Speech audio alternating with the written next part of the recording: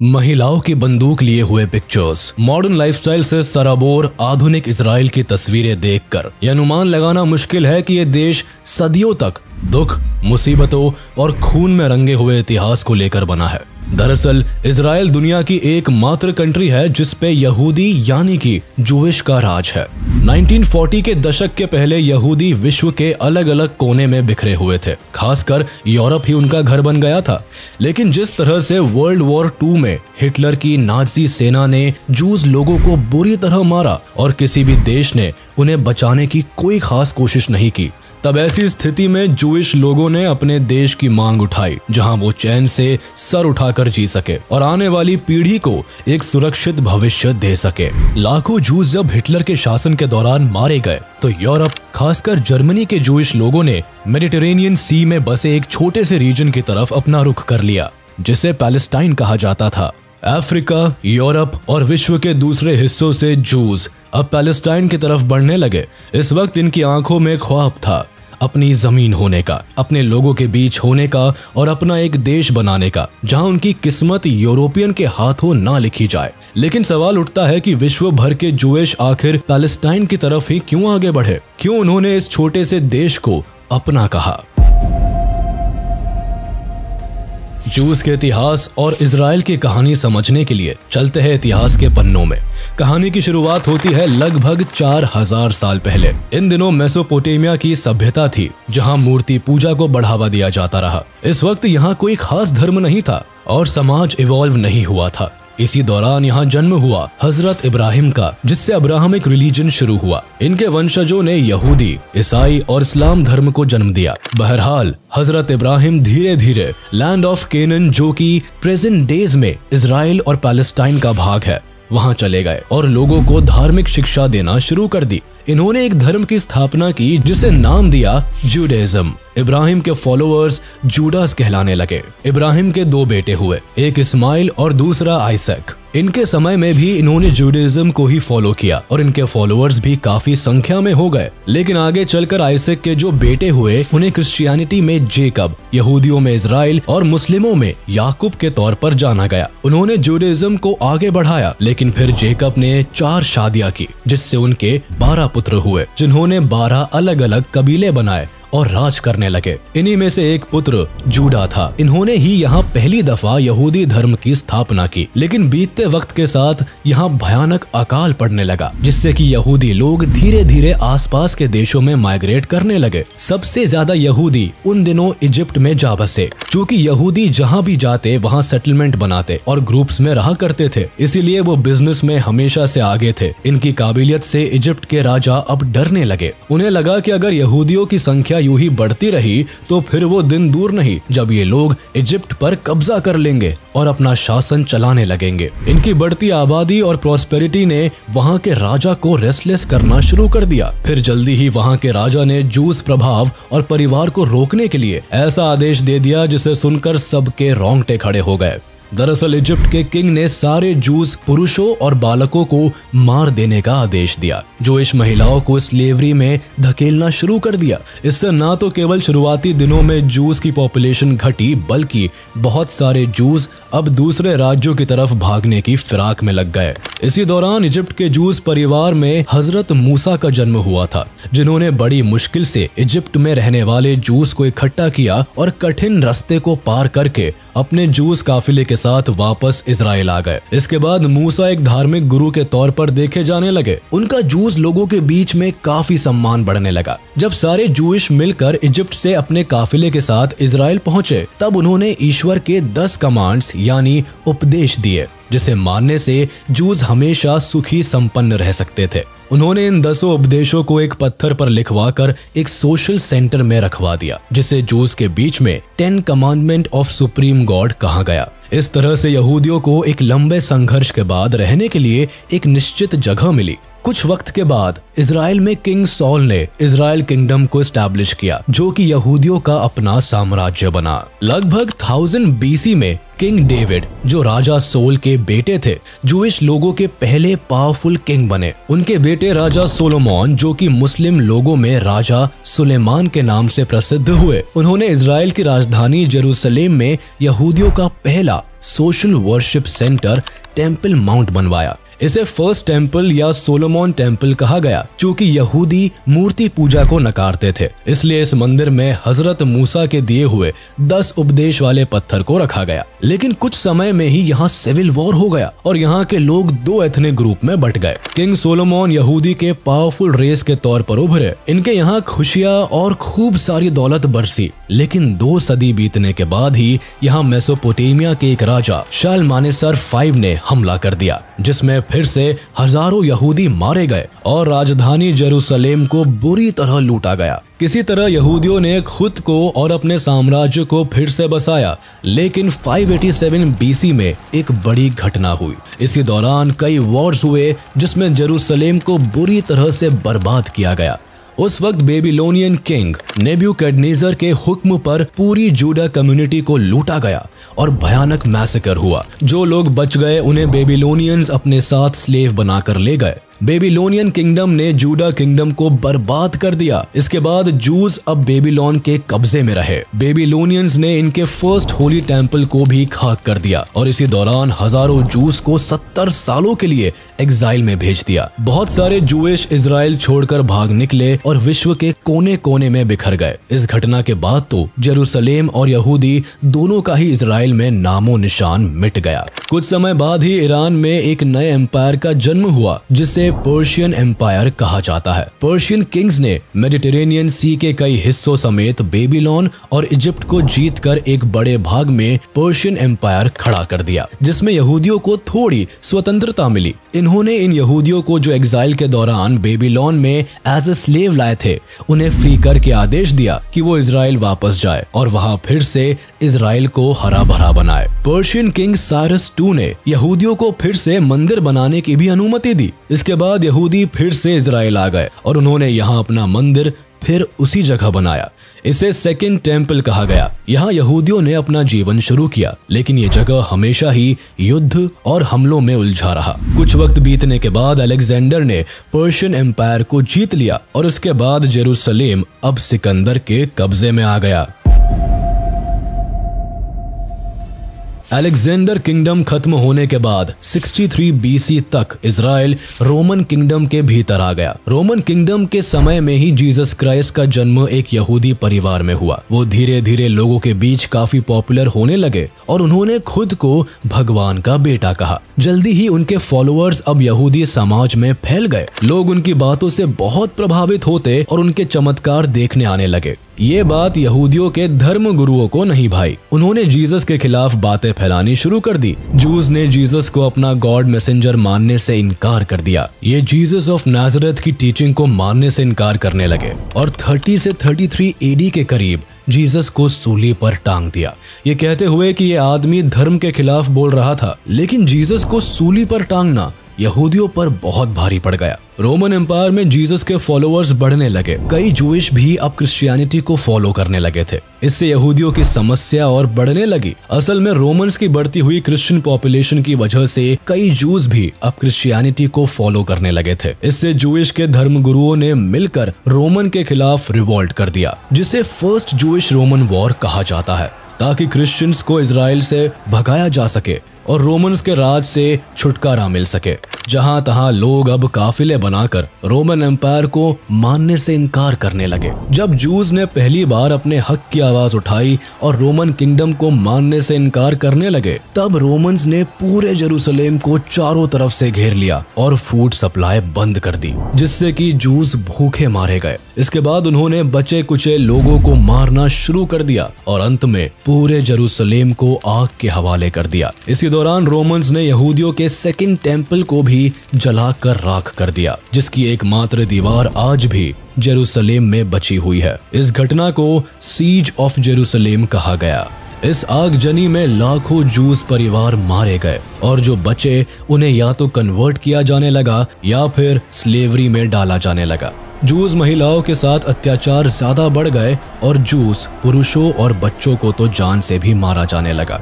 इस दौरान रोमन्स ने न केवल लाखों यहूदियों को मार गिराया बल्कि लाखों को स्लेव बना लिया और जो बचे थे उनके ऊपर टैक्स इम्पोज कर दिया गया। इजराइल का नामो निशान मिटाने के लिए रोमन्स ने जेरूसलेम का नाम बदलकर एलिया कैपिटोलिना कर दिया।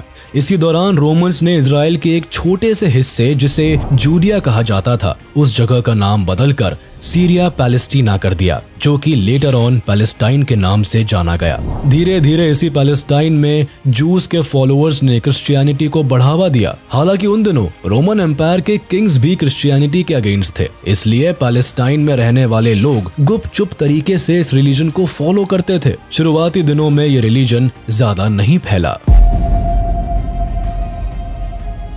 324 AD तक तो रोमन एम्पायर का राज रहा, लेकिन इसके बाद रोमन किंगडम के टुकड़े हो गए और आखिरकार बाइजेंटाइन एम्पायर, जो कि रोमन एम्पायर का ही एक भाग था, उसने 324 AD से जेरूसलेम की गद्दी हथिया ली। रोमन साम्राज्य की सत्ता द ग्रेट एम्परर कहे जाने वाले कॉन्स्टेंटीन के हाथों में आ गई। कॉन्स्टेंटीन खुद ही क्रिश्चियनिटी और जीसस के थॉट से काफी प्रभावित थे, इसलिए उन्होंने जेरूसलेम में जहां जीसस की कब्र थी वहां एक चर्च बनवा दिया और क्रिश्चियनिटी को एक्सेप्ट कर लिया। इस चर्च को चर्च ऑफ द होली सेपल्चर का नाम दिया गया। इसके बाद बाइजेंटाइन एम्पायर ने क्रिश्चियनिटी को अपना ऑफिशियल रिलीजन घोषित कर दिया। अब चूंकि यहूदी लोगों ने जीसस की टीचिंग्स को नहीं माना था और जीसस के क्रूसिफिकेशन को सपोर्ट किया था, इसलिए अब ये लोग दोबारा से इस नए साम्राज्य के टारगेट बन गए। अब फिर से जूस का परसिक्यूशन शुरू हुआ। इसी दौरान फिर से हजारों यहूदियों ने ईसाई धर्म को अपना लिया और जिन लोगों ने नहीं अपनाया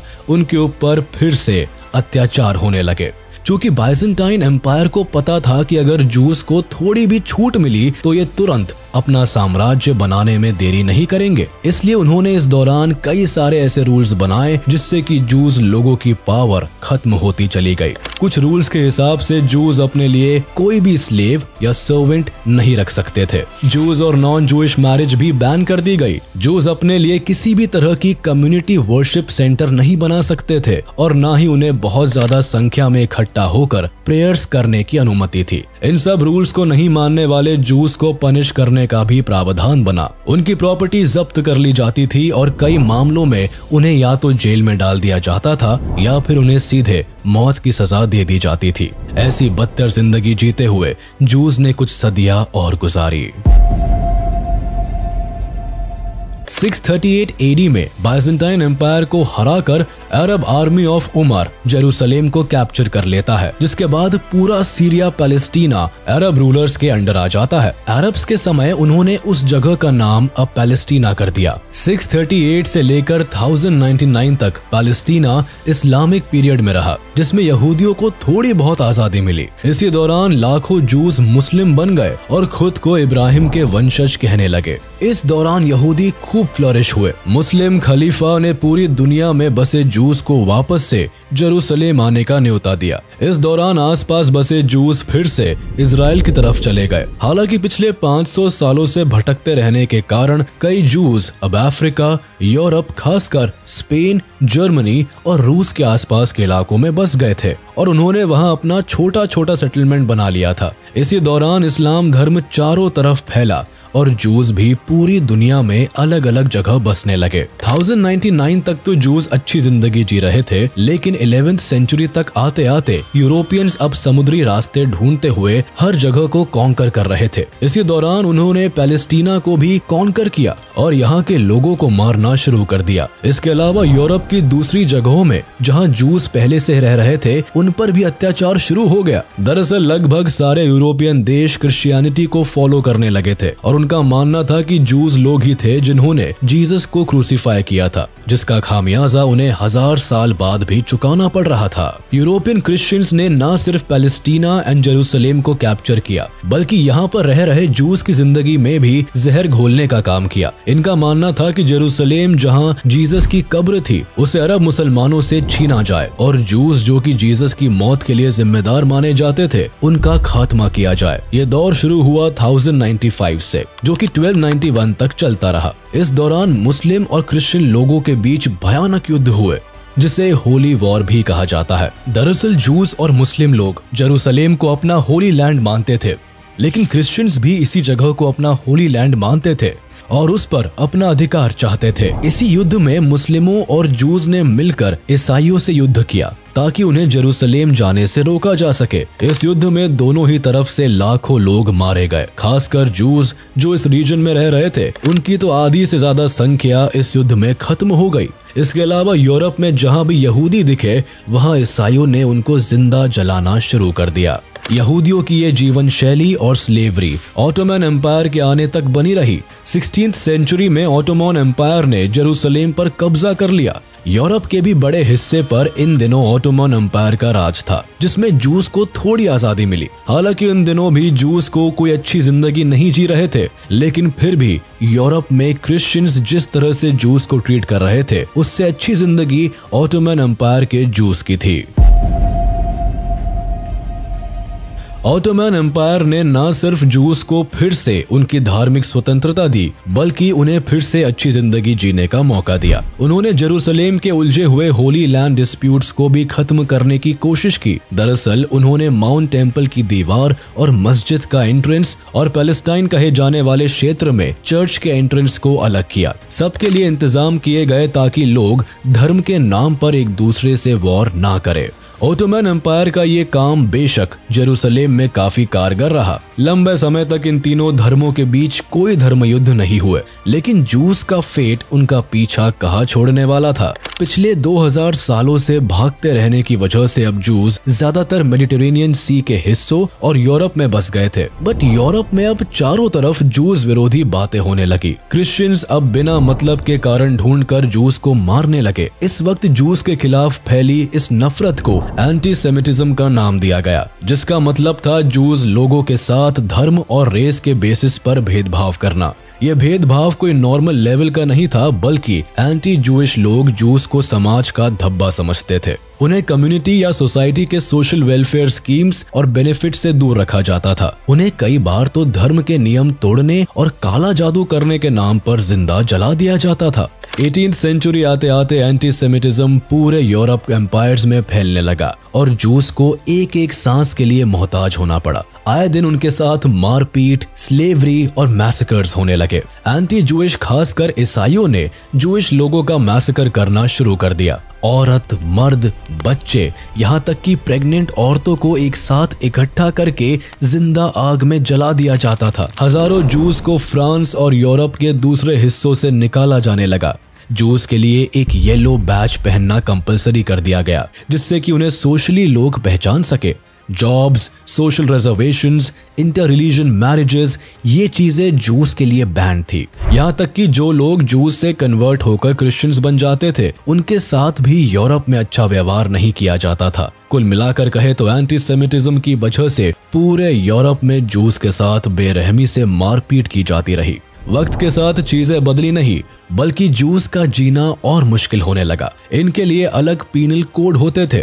इन्हें हर छोटी बात पर मार दिया जाता था और कुछ सालों के अंतराल के बाद इन्हें देश से निकालने के लिए युद्ध होने लगते। क्रिश्चियंस का मानना था कि जूस सिर्फ अपनी भलाई चाहते हैं और सिर्फ अपने बारे में सोचते हैं, इसीलिए इन्हें सामाजिक जीवन जीने का कोई अधिकार नहीं होना चाहिए। ऐसे में अब लाखों यहूदी लोग परेशान होकर अमेरिका की तरफ भागने लगे। इसी दौरान 18वीं शताब्दी में जब फ्रेंच रेवोल्यूशन हुआ, तब नेपोलियन के टाइम में जूस को अच्छी जिंदगी जीने का मौका मिला। लेकिन नेपोलियन के अंत के साथ ही जूस की जिंदगी की खुशियों की भी अंतिम घड़ी आ गई। लेकिन उनका इस तरह से बार बार भागना अब उनकी पीढ़ियों को नागवार गुजरने लगा। धीरे धीरे जूस लोग अपनी धरती की मांग करने लगे। उनकी ये डिमांड मोस्टली यूरोपियन कंट्रीज से थी, क्योंकि उन्हीं के कारण मॉडर्न टाइम में जूस बेघर हो रहे थे और जहां तहां भागकर जिंदगी जीने को मजबूर हो रहे थे। दुनिया में हो रहे बुरे बर्ताव की वजह से पूरी दुनिया में जूइश कम्युनिटी को लगने लगा था कि अगर उन्हें एक सुकून की जिंदगी जीनी है तो उन्हें अब अपना देश बनाना पड़ेगा। 19th सेंचुरी तक चारों तरफ जूस के बीच में जूइश कंट्री की बातें होनी शुरू हो गई। इसी दौरान मई 2, 1860 को थियोडोर हर्जल नाम के एक जूस व्यक्ति का जन्म हंगरी में हुआ। इन्होंने खुद ही काफी एंटी जूइश पॉलिसीज और यूरोपियंस के हेट्रेड को फील किया था। इन्होंने ज़ायनिज्म नाम का एक मूवमेंट शुरू किया और जूस की अपनी कंट्री की मांग को बढ़ावा दिया। इसी दौरान इन्होंने किताब लिखी जिसका टाइटल द जूइश स्टेट था। इस किताब में पहली बार उन्होंने पूरी दुनिया में बसे जूस को अपना देश बनाने को कहा। हर्जल पेशे से जर्नलिस्ट थे और उन्होंने ही 19वीं शताब्दी में पहली बार जूस के लिए और अपने देश के लिए आवाज उठाई थी। इनके द जूइश स्टेट के विचार पूरे विश्व भर में फैले, जूस को प्रभावित करने लगे। फिर हर्जल ने एक जूस की पॉलिटिकल कमेटी बनाई जिसका नाम ज़ियोनिस्ट ऑर्गेनाइजेशन रखा गया और इसकी पहली बैठक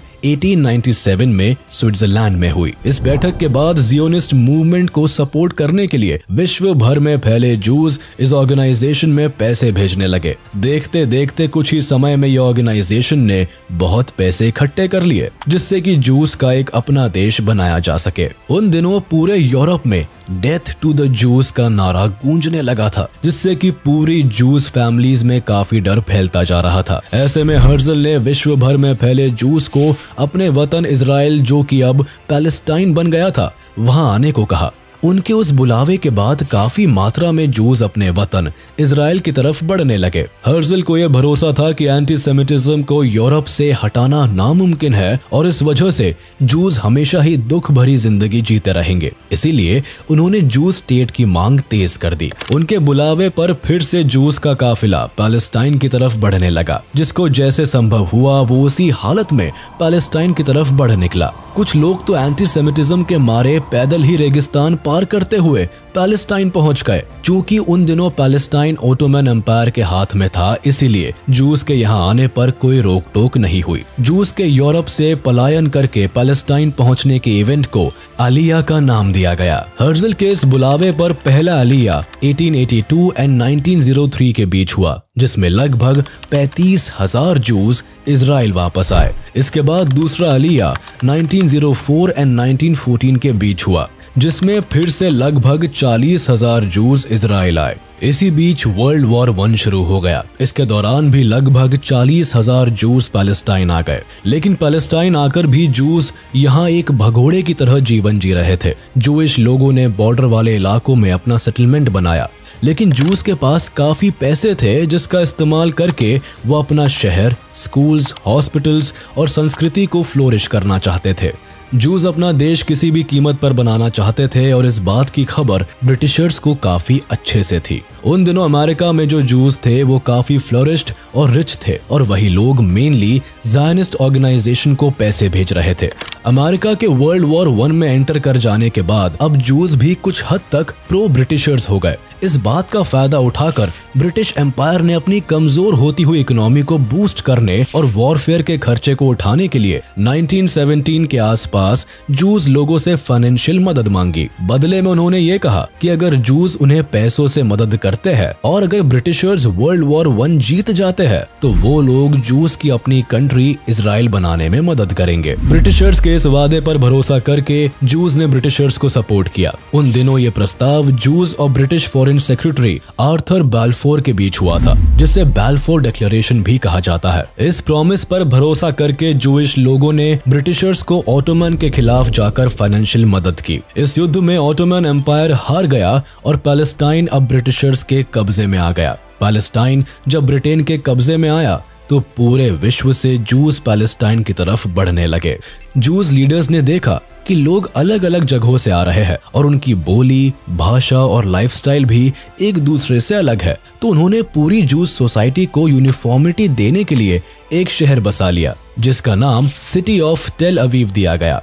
यहाँ पर जूइश लीडर्स ने हिब्रू भाषा, जो कि जूस की अपनी पुरानी भाषा थी, उसे फिर से यूज में लाने की कोशिश की। हिब्रू भाषा सिखाने के लिए स्कूल खोले गए, न्यूज़पेपर और पब्लिक अनाउंसमेंट्स और प्रेयर्स को हिब्रू लैंग्वेज में ही प्रमोट किया गया, जिससे कि जूस आपस में मजबूती से जुड़ते चले गए। जूस की बढ़ती जनसंख्या और ब्रिटिशर्स के कब्जे में आ जाने की वजह से अब पैलेस्टाइन, जो कि मेनली मुस्लिम थे, वो डरने लगे और यही से शुरू हो गया अरब इजरायली के बीच पैलेस्टाइन में डोमिनेंस का कॉन्फ्लिक्ट। दोनों ही पैलेस्टाइन पर अपना हक चाहते थे। पैलेस्टीनीज को लगने लगा कि उनकी जमीनें छीनकर ब्रिटिशर्स कहीं जूस को ना दे दे। इसके बाद पैलेस्टीनीज ने जूस और ब्रिटिश आर्मी के खिलाफ रिवोल्ट कर दिया, जिसे शांत करने के लिए ब्रिटिशर्स ने जूस के सिर्फ 10,000 लोगों को ही एक साल में पैलेस्टाइन आने की परमिशन दी। लेकिन पोलैंड, रशिया और जर्मनी में बढ़ते एंटीसेमिटिज्म की वजह से लाखों जूस बिना किसी रूल की परवाह किए इल्लीगली पैलेस्टाइन में आने लगे। इसी बीच जूस ने अपनी सिटी में एग्रीकल्चरल लैंड्स को बनाया और खेती शुरू कर दी। इसके अलावा हिस्टाड्रूट, जो कि लेबर संगठन था, उसे भी बनाया गया। इसके बाद उन्होंने एक इलेक्टेड असेंबली, अपनी नेशनल काउंसिल और हगाना, जो कि इजराइल की डिफेंस फोर्स थी, उसे भी स्टैब्लिश कर लिया। एक तरह से इन्होंने पैलेस्टाइन में अपना देश बनाना शुरू कर दिया। लेकिन इसी बीच जर्मनी में हिटलर के राइज की वजह से जूइश लोगों पर बहुत अत्याचार होने लगा, जिससे भागकर फिर लाखों की संख्या में जूस अपने देश इजराइल की तरफ लौटने लगे। जूस के बढ़ते पॉपुलेशन की वजह से अब पैलेस्टाइन में कॉन्फ्लिक्ट्स तेज हो गए, लेकिन इस बार जूस भागने के मूड में नहीं थे। उन्होंने अपनी फोर्सेस को तैयार किया, जिससे वो पैलेस्टाइन के खिलाफ सिविल वॉर भी जीत रहे थे। 1933 से 1938 तक पैलेस्टाइन में कई सिविल वॉर्स हुए, जिसमें कई जूइश और मुस्लिम मारे गए। इसी बीच आमिन अल हुसैन, जो कि जेरूसलेम का मुफ्ती था और अरब हायर कमेटी का प्रेसिडेंट था, उसने जूस को पैलेस्टाइन से मारकर भगाने के लिए हिटलर से दोस्ती करनी चाहिए। वो जर्मनी जाकर हिटलर की सेना में शामिल होना चाहता था, जिससे कि पैलेस्टाइन में भी मुस्लिम एसएस आर्मी बनाई जा सके और जूस के साथ वही सुलूक पैलेस्टाइन में भी किया जा सके जो उस दौरान जर्मनी में हो रहा था। हिटलर ने मुफ्ती को कभी भी ज्यादा वैल्यू नहीं दी, लेकिन मुफ्ती ने हिटलर के दाहिने हाथ माने जाने वाले एडोल्फ आइकमैन से दोस्ती कर ली। इसके बाद वर्ल्ड वॉर 2 के दौरान ब्रिटिशर्स ने पैलेस्टाइन के बॉर्डर को पूरी तरह से सील कर दिया, जिससे कि जूस का पैलेस्टाइन में एंटर करना नामुमकिन हो गया। ऐसे में बाकी देशों ने भी जूस के लिए अपने देश के दरवाजे बंद कर दिए। 1939 में वर्ल्ड वॉर 2 शुरू हो गया, जिसमें लगभग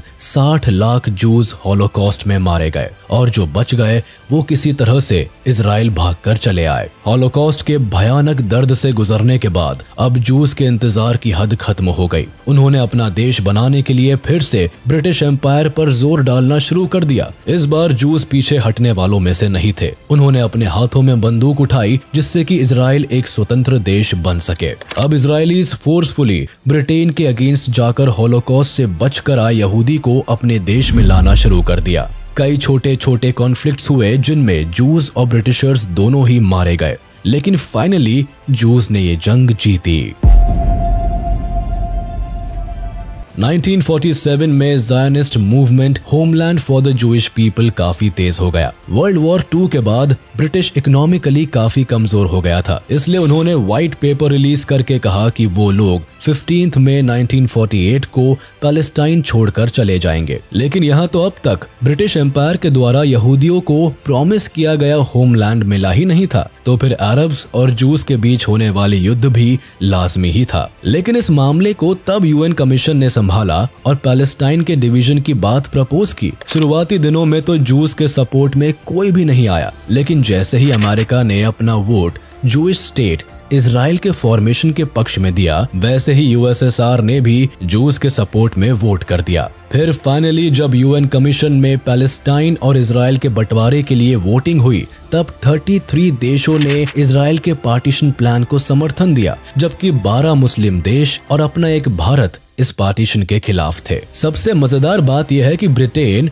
जिसने जूस को अपना स्टेट दिलाने का वादा किया था, वही इस वोटिंग में न्यूट्रल रहा। कुल मिलाकर 10 देशों ने किसी के भी पक्ष में वोट नहीं दिया। मई 1948 को फाइनली ब्रिटिश आर्मी ने रेजोल्यूशन 181 के तहत पैलेस्टाइन को बांटकर इन्हें छोड़ दिया। लेकिन इसके एक दिन पहले ही 14 मई 1948 को इजराइल अपने आप को इंडिपेंडेंट घोषित कर देता है। लेकिन इजराइल की ये खुशी एक दिन से ज्यादा नहीं टिकी, क्योंकि बंटवारे के अगले ही दिन पैलेस्टाइन ने इजराइल पर हमला कर दिया। हमले की वजह पैलेस्टाइन का अनइवन बंटवारा था। दरअसल जूस की जनसंख्या पैलेस्टाइन में काफी कम थी और वो मोस्टली पैलेस्टाइन के ऊपरी भाग के बॉर्डर टाउन्स में रहा करते थे। लेकिन जब ये बंटवारा हुआ तब पैलेस्टाइन का एक बड़ा भाग इजराइल को दे दिया गया, जिससे जूस तो बड़े खुश हुए, लेकिन मुस्लिमों ने इसे एक्सेप्ट नहीं किया। इसके अलावा पैलेस्टाइन को 3 भागों में बांट दिया गया, एक अरब स्टेट, दूसरा जूइश स्टेट